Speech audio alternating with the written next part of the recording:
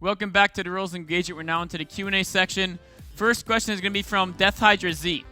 As a Zerg, it pains me to see some pros get picked apart by heavy tier and drop play. At what point does an investment into stack defense become worth the cost? Also, is there a clear choice between Spine, Spore, or both in this case? So it's really, that's honestly a thing that I don't know the exact moment when it becomes worth the cost. One thing is clear that I think some Zergs don't do enough. When you max out, definitely start adding in some stack defense. When you max out, because at that point you can no longer increase your army strength. The only way you can do so is by getting a stack defense, so you can make sure your entire army is where you want it for the major battle. So when you max out, for sure.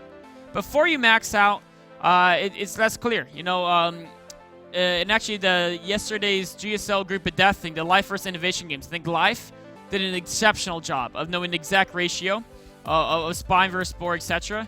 If you have to pick just one building, get the Spine Crawler. If you have to pick two, get one of each. If you have to pick three, it depends on the positioning and the angle at which Medivacs can come in from. There's only a single angle they can come in from. Maybe two Spores, or there's multiple, maybe only a single Spore and two Spines. So it's really kind of situational, positionally wise, between Spines and Spores. But the important thing is, for sure, when you're maxed at stack defense, before you're maxed, I wouldn't get more than at very most 3 stack defense in each base before your max, and that's even the very most. I could see arguments for even waiting, you know, going very little until you max. It's a very tough choice. The next question is going to be from Daniel McIntosh. What's proper placement for macro hatches, and why do pros always seem to put them at the natural? So it's a little bit situational, because there's 3 things a macro hatch can do, right? This is like, no, it just builds larvae. No, it doesn't. It also can create a wall in the location, right? And that wall can sometimes be useful. And then the third thing it can do is it spreads creep, right? So in some situations, usually you don't put it for creep spread. That's pretty rare. So I wouldn't really consider that one.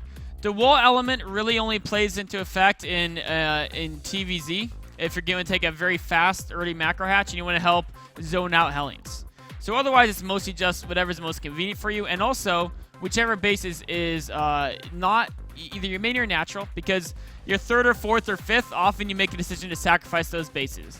The main or natural, you're going to almost never sacrifice, so you don't want to put the macro hatch in a base that you could potentially sacrifice later down the road. So avoid putting it to 3rd, 4th, 5th until you already have one in both your main and your natural. If you want to get a 3rd macro hatch, then you can put it at those bases.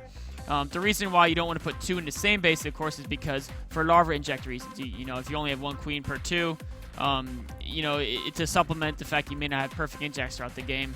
3 hatches on 1 queen, you know, unless you're really bad with injects, you're probably not going to keep them all going. But between the main and natural, it really comes down to movement pass. So in general, I think it's slightly better for movement pass put in the main. But as long as you're careful where you place it so you don't risk having it be a detriment if they attack your natural, the natural is the balance between being able to have your units spawn and get to whichever direction they want to get, the shortest rally distance to the most places that you'll want those units to be at, combined with the fact that your natural is rarely going to be in danger, so it's okay to put that macro hatch there.